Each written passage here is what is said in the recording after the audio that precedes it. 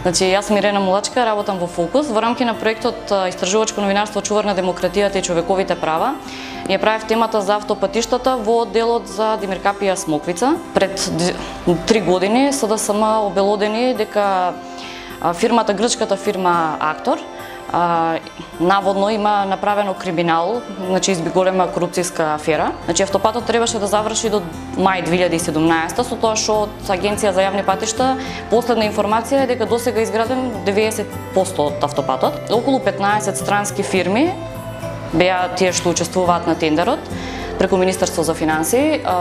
Фирмата Актор, значи го доби тендерот. Преку таа фирма, значи со самото тоа беше една од поскапите, мислам еден од најскапите тендери, со тоа што само 1 километар автопат кошташе 9,1 милион евра. Така да отприлика целиот проект, мислам целиот тендер беше 250 милиони евра и беше финансиран од европски фондови. Сега, после се тоа што се деси, откако се обелодени дека има наводно криминал, значи Олаф презема веќе една година, почна истрага, со самото тоа што откако ја започна истрагата, пред неколку дена излезе дека ќе покренат обвинение за проневера на 50 милиони евра. Во Македонија јавно обвинителство веќе 4 години го истражува случајот, нема ништо покренато до сега.